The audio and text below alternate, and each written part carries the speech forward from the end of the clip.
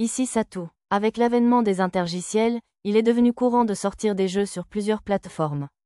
Mais avant cela, il était très difficile de passer des ordinateurs de bureau aux consoles portables. Seigneur Kuro, désolé d'arriver au milieu de la nuit, le Lilil.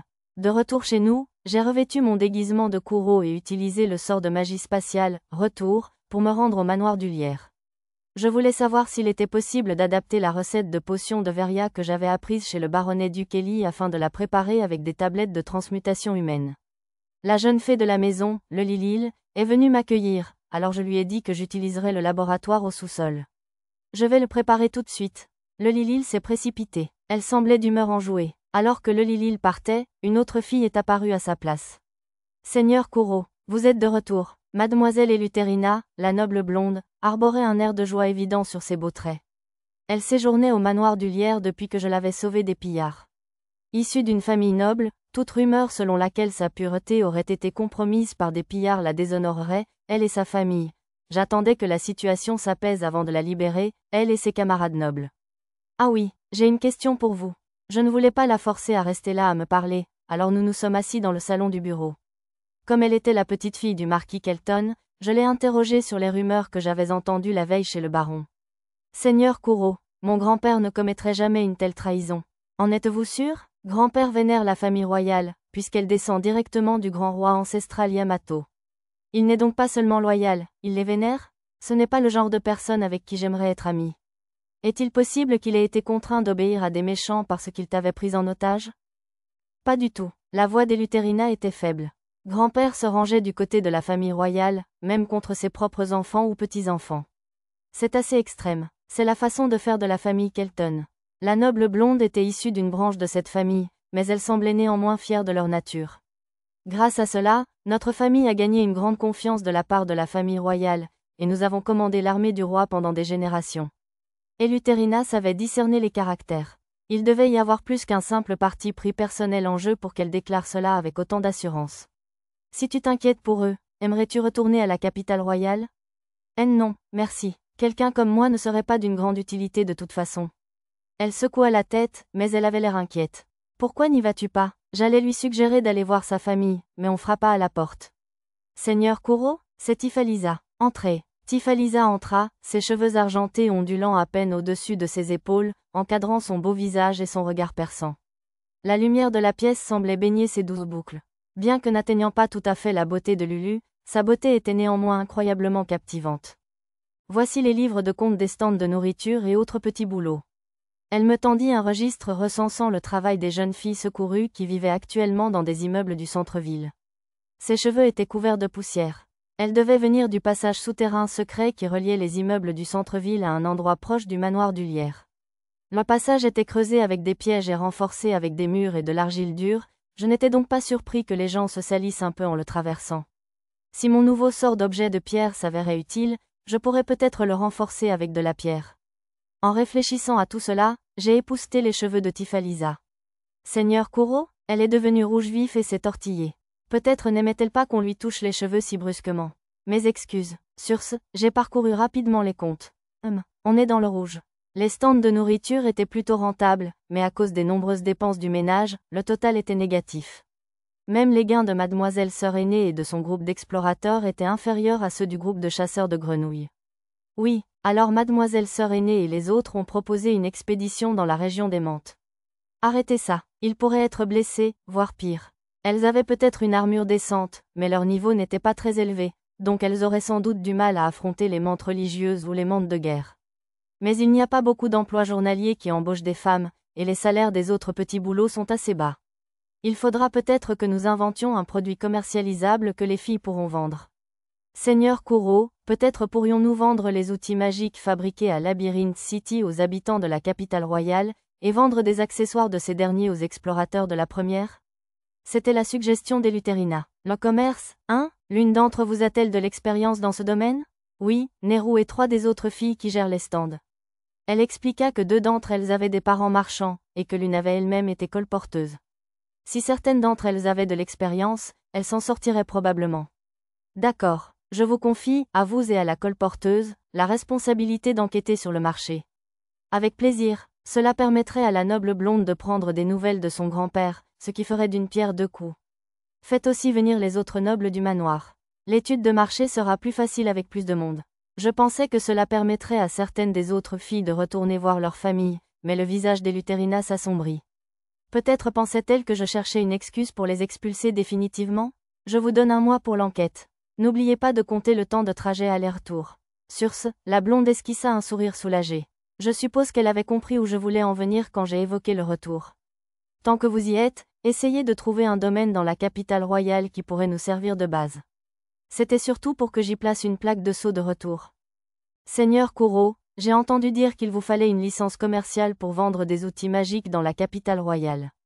Oh là là, vous avez raison. J'avais complètement oublié. La noble blonde acquiesça. Il faudra en obtenir une avant de commencer à commercer, alors.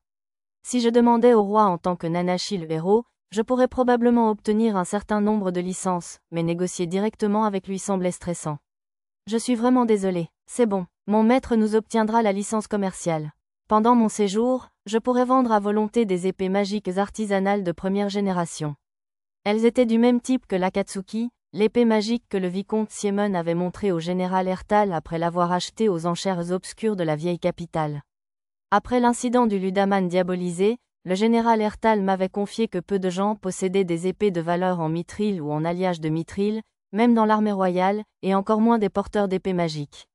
Devenir marchand d'armes ne m'intéressait pas, mais je me suis dit que je pourrais leur vendre des épées magiques pour protéger le pays des monstres. J'allais donc simplement leur vendre mes épées magiques artisanales, en gardant mes armes de guerre récupérées, comme de grands pistolets magiques et des canons magiques, cachés dans le stockage. J'avais beaucoup d'ailerons de poissons monstres et de poissons monstres géants, qui servaient à fabriquer des moteurs aériens pour avions et autres, donc je pourrais probablement vendre aussi des dirigeables et des moteurs. Si le transport aérien devenait plus courant, je pourrais voyager confortablement dans les airs sous ma forme habituelle de Satou. Et même si cela n'arrivait pas, je serais ravi que la distribution d'ingrédients rares se généralise. Mais je pourrais m'en occuper une fois qu'Eleuthérina et les autres dames auraient terminé leurs recherches. Je confierai à Paulina et Soumina la recherche de produits à Labyrinth City. Comme je l'ai dit, je consacrerai un mois à la recherche. Dans 2 jours, je t'emmènerai en ville avec ma magie de téléportation. Sois prête d'ici là. Une fois la conversation terminée, je me dirigeai vers le laboratoire du sous-sol. Commençons par les bases. Habillé à nouveau en satou, j'enfilai une blouse blanche, savourant l'atmosphère scientifique tandis que je tentais de fabriquer des potions magiques à partir de plantes de Veria en suivant la recette de Monsieur Trasayuya. Très bien, ça a l'air de fonctionner. Même les meilleures potions de Veria n'étaient guère plus efficaces qu'une bonne potion de guérison de moindre qualité, et environ 10 à 20% moins efficace qu'une potion de même qualité. Mais la différence n'était pas suffisamment importante pour poser problème, car le véritable problème résidait dans le coût et la disponibilité des ingrédients. S'il était possible de préparer des potions à partir de Veria maléfique, cette plante géante semblable à la Veria qui poussait en abondance à l'ouest de Labyrinth City, il serait possible de produire une quantité quasi infinie de potions magiques. Mais cela ne figurait nulle part dans les recettes de Trasayuya. Il faudrait que j'expérimente plus tard. Remarquant la tablette que j'utilisais, le Lilil reprit son ton grossier habituel. Mais pourquoi diable utilisez-vous une tablette de transmutation humaine, Seigneur Satou? J'essaie d'adapter cette recette pour que les humains puissent la préparer avec ce genre de tablette. Vous changez la recette? Ses yeux étaient presque exorbités. La repoussant d'un sourire, je commençais à repenser au processus d'adaptation. Burk, je n'aurais pas dû m'embêter. C'était une telle entreprise que j'ai failli le regretter. Je prenais un processus de transmutation déjà complexe avec un équipement performant et j'essayais de le reproduire sur un équipement bien inférieur. Je savais donc que ce ne serait pas facile, mais c'était bien plus difficile que prévu. Une fois les simulations terminées, je me suis mis à travailler pour de vrai avec la tablette de transmutation. Parfois, les composants refusaient de se mélanger, parfois ils explosaient dans une bouffée de fumée toxique, et à un moment donné, ma concoction dégageait une odeur nauséabonde qui a failli nous assommer, le Lilil et moi. J'allais plus ou moins bien, mais j'ai quand même dû utiliser un antidote, tout usage pour la première fois depuis un moment. Cette lutte acharnée a continué pendant encore 2 heures. Finalement, j'ai réussi à préparer une fournée relativement réussie. Plus grand que Titraki, maître du portage, Titraki, réorganisateur, Titraki, chercheur de nouveaux chemins. Maintenant que j'avais trouvé une nouvelle recette, je voulais m'assurer que d'autres personnes que moi seraient capables de la transmuter et de l'alchimiser. Alors je me suis transformée en Kuro et suis allée chercher les alchimistes et les médecins parmi les filles. Incroyable, dire que fabriquer des potions magiques à partir de Veria est réellement possible. s'exclama l'alchimiste solitaire du manoir Ivy, surpris. Vous êtes incroyable, Seigneur Kuro. Les médecins et le Lilil me félicitèrent à l'unisson. Les étapes de préparation sont similaires à celles de l'onguent de Veria. Les médecins convinrent que cette recette était réalisable. D'ailleurs, l'onguent de Veria est un onguent utilisé pour désinfecter les plaies et arrêter les saignements, couramment utilisé par tous, des explorateurs les plus novices aux plus expérimentés. Je n'en avais jamais entendu parler jusqu'à présent, car il n'en était pas question dans le cours des explorateurs débutants. L'étape de transmutation est un peu trop difficile pour moi à mon niveau actuel. Après quelques tentatives, l'alchimiste m'appela. Effectivement, la plupart de ces tentatives furent des échecs, et celles qui réussissaient étaient de la pire qualité possible. Seigneur Kuro, je crus qu'elle allait abandonner, mais au lieu de cela, elle serra les poings. Accordez-moi un peu plus de temps. Je la maîtriserai dans 1 mois. Non, dans 15 jours. Très bien, on a plein de Veria, alors entraîne-toi autant que tu veux. J'ai donné à l'alchimiste un sac magique contenant de nombreux noyaux de grade 3 ou supérieur pour la transmutation. Je lui ai aussi donné des potions de récupération magique diluées. Quant à vous autres, veuillez préparer suffisamment de baumes de Veria pour Sumina et les autres explorateurs. Oui, Seigneur Kuro, les médecins semblaient avoir du temps libre. Il valait mieux les mettre au travail. Comme leur nom risquait d'être répandu comme créateurs de potions démoniaques, j'ai demandé à Tifalisa de leur donner de nouveaux noms, par précaution. Comme elles finiraient par reprendre leur vrai nom, je leur ai donné des noms par ordre alphabétique. Anne, Bess, Chris, Debbie et Emily. Ah oui, connaissez-vous une potion appelée encens monstre? Ma question désinvolte a fait se raidir toutes les filles. Je sais, vous n'êtes pas obligés d'en parler si vous ne voulez pas. Non, non, nous le ferons, ce péché est le nôtre. D'après l'alchimiste, les pillards avaient utilisé cet objet pour semer la pagaille. La recette avait été répandue dans les bas-fonds de Labyrinth City, par des cohortes de robes jaunes, le même démon à la peau jaune qui avait appris aux pillards à cultiver les ingrédients de la potion démoniaque. Pilleurs et démons étaient toujours en train de comploter. On vous a simplement forcé à la préparer. Je ne vous dis pas de l'oublier, mais ne la laissez pas vous peser. Toute la faute incombe aux pillards, pas à vous. Je réconfortais les filles, qui retenaient péniblement leurs larmes, et ne quittaient le manoir du Lierre qu'après s'être calmées. Ma potion de Veria révisée risquait d'avoir un impact considérable sur Labyrinth City, alors je prévoyais d'attendre le bon moment pour la distribuer. J'ai demandé à Tifalisa d'utiliser « Ordre des noms » pour me donner le faux nom de Tsarayuya, une imitation de Trasayuya le sage, pour la publication de la recette. Aujourd'hui, pour le bénévolat, on nettoie les aqueducs.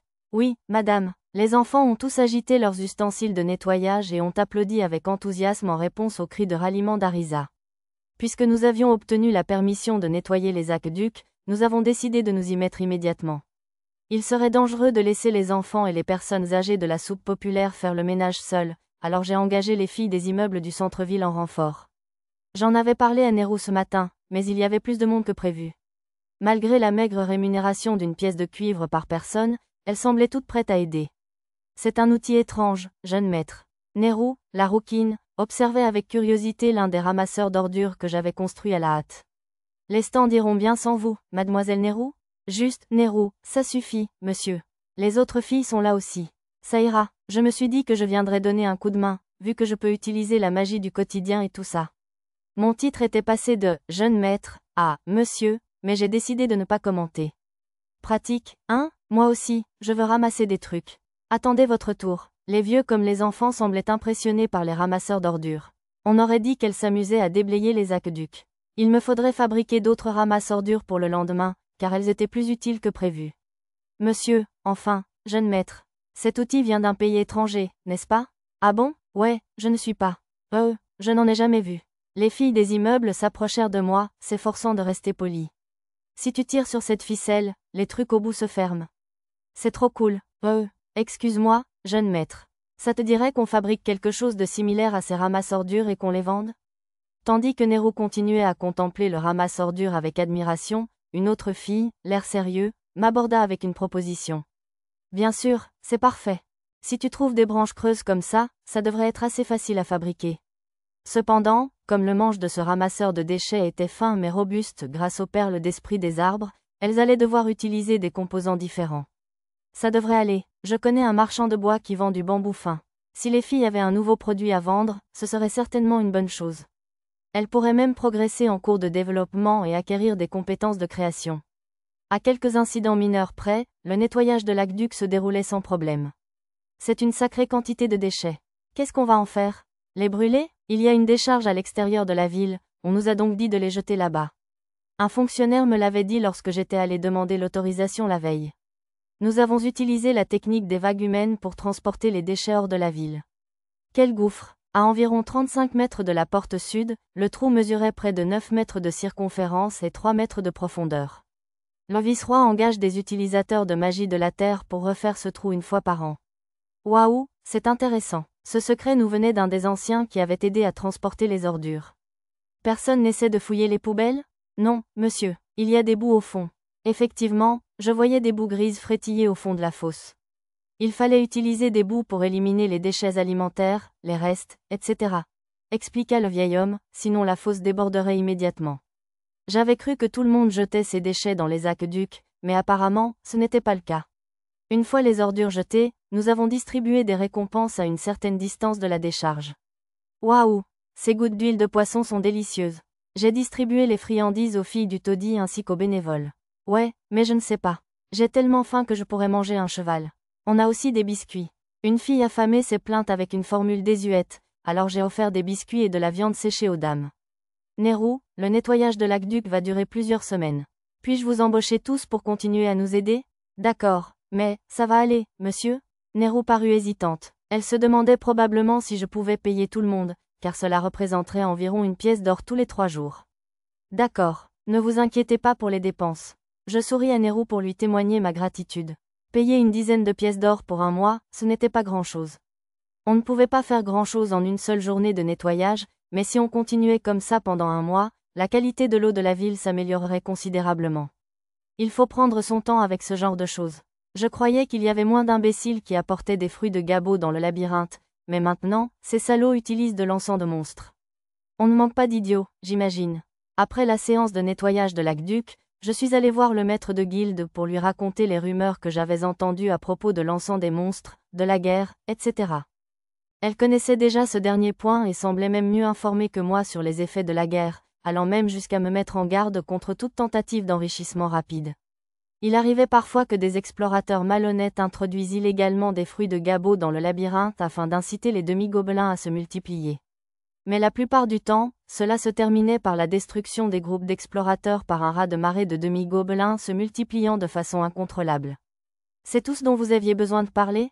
Apparemment, le maître de guilde avait compris que j'allais faire une demande de collecte. En fait, je souhaite lancer une demande d'ingrédients pour une potion de boisson d'Ogred. Serait-il possible de la partager avec la guilde? Pour la fille du vice-roi? Non, c'est à cause de ce salaud de Duke Eli, n'est-ce pas? Tu devrais choisir tes amis avec plus de prudence, Satou. Le maître de guilde semblait lui aussi détester le baronnet Duke Eli. C'est surtout pour la fille du vice-roi. J'ai invoqué ma compétence, fabrication, pour justifier cette demande. Le maître de guilde a soupiré. Vous êtes vraiment trop gentil, a-t-elle grommelé. Vous fournirez l'argent, je suppose? Bien sûr, je paierai les frais à l'avance. Je lui ai donné un sac contenant le paiement de la demande ainsi que la retenue. En fait, j'aimerais aussi faire une autre demande. Vous voulez acheter des parchemins magiques du labyrinthe? Comme j'avais reçu des parchemins du labyrinthe du baronnet Duke Eli la veille, j'espérais avoir de nouveau de la chance. Et vous offrez 10 pièces d'or pour chaque parchemin, quel que soit le type de magie. Le maître de guilde a regardé ma demande personnelle avec des yeux écarquillés. C'était certes une somme élevée comparée au prix du marché pour la plupart des parchemins, mais les parchemins magiques intermédiaires pouvaient valoir 5 pièces d'or ou plus, alors je ne trouvais pas cela trop exorbitant. De plus, 10 pièces seulement étaient un prix modique pour élargir mon arsenal de sorts. Cependant, comme les parchemins magiques étaient à usage unique pour le commun des mortels, cela devait paraître un passe-temps ridicule. Je paye une pièce d'argent pour des parchemins d'occasion, par contre. Et je n'achèterai pas de doublons ni de marchandises. Mon Dieu, vous êtes un drôle de type, c'est sûr. Vous êtes bavard, maître de guilde. Quand retournez-vous dans le labyrinthe? Demain. TCH, je suppose que je ne peux pas vous inviter à boire un verre ce soir, alors. On ira boire un verre dès votre retour, vous m'entendez? Le maître de guilde avait l'air grincheux, alors je répondis, oui, bien sûr, avec un sourire et je quittai son bureau. S'il vous plaît, accordez-nous juste 3 jours, on paiera les intérêts, promis. En passant devant la réception au rez-de-chaussée, j'entendis les voix affolées de 2 femmes. Désolé, mais je travaille ici. Je dois suivre le règlement. C'était le couple des belles ailes qui suppliait l'employé de la guilde, et on aurait dit qu'il cherchait à obtenir plus de temps pour rembourser quelque chose. Je peux les remplacer pour l'instant, si ça vous va, ai-je proposé. Ces deux-là étaient des visages familiers, et ils ne semblaient pas du genre à fuir une dette. J'ai décidé d'intervenir en leur faveur. Monsieur, on ne peut pas vous causer d'ennuis comme ça. Les intérêts pour un trimoun sont de 2 pièces d'argent au total pour le couple. L'employé de la guilde m'a indiqué le prix, ignorant complètement leurs protestations. C'était un habitué de mes beuveries avec le maître de guilde. Il devait savoir que j'achetais souvent des boissons et des encas coûteux.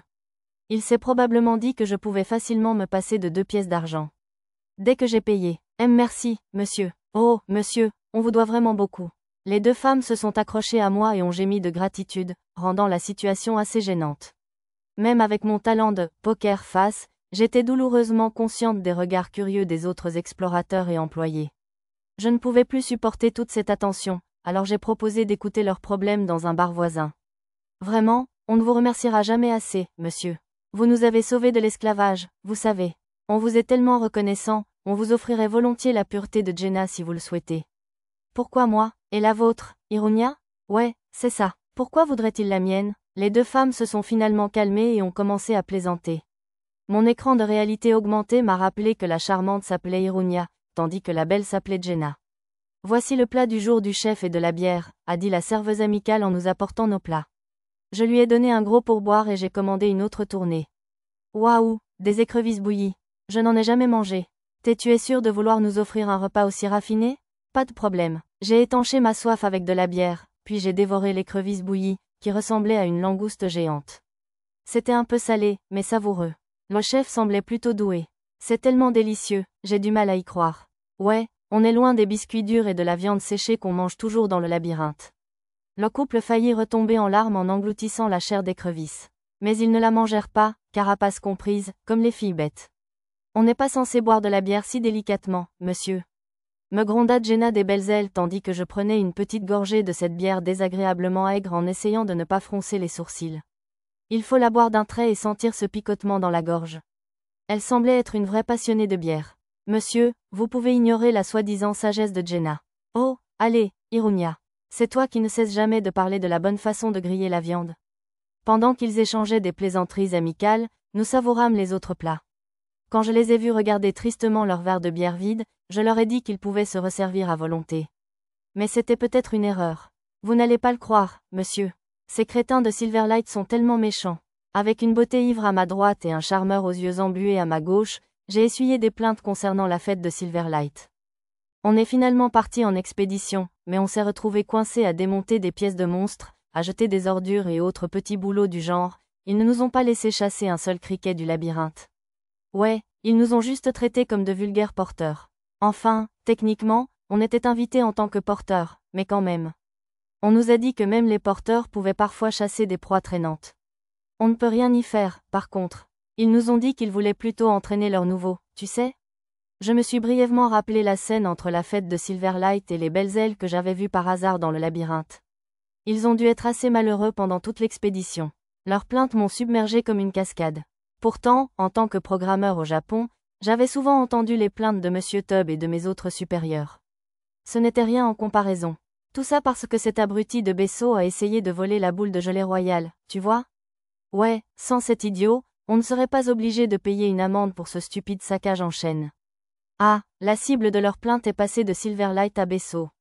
Si je me souviens bien, c'était le même type qui avait encore causé un saccage en chaîne pour la fête de Monsieur Cochin l'autre jour. Certaines personnes n'apprennent jamais. Il aura ce qu'il mérite tôt ou tard, j'en suis sûre. Ouais, tu l'as dit. Qu'ils se fassent bouffer par des monstres. Du coup, j'ai fini par boire avec eux tandis qu'ils se plaignaient jusqu'au bout de la nuit, jusqu'à ce que l'alcool finisse par les endormir. Les regards des explorateurs à proximité semblaient susciter la question, lequel va-t-il ramener à la maison? J'ai donc contacté Arisa et les autres avec le sort de magie spatiale téléphone pour qu'ils viennent nous chercher. Coupable, tu as du culot d'appeler tes femmes sur les lieux de ton infidélité. Des femmes? Depuis quand? Mia et Arisa plissèrent les yeux en regardant le duo de belles ailes ivres. Lisa, Nana, pouvez-vous m'aider? Compris. Oui, maître. Je ne savais pas où ils habitaient, alors nous avons fini par les charger dans une calèche pour les ramener au manoir avec nous. Nous avions des chambres d'amis libres, ils pouvaient y dormir. Tous les deux? Vraiment? Bien joué, mon garçon. Rejetant d'un revers de la main les commentaires des explorateurs ivres, je suis monté dans la calèche. Puis, sur le chemin du retour, j'ai rassuré Arisa et Mia, furieuses, laissant la brise du soir dissiper mon ivresse. En regardant la rue, où il n'y avait plus d'enfants dormant dans les ruelles, je me suis senti un peu accompli en rentrant au manoir. Je pense que je dormirai bien cette nuit.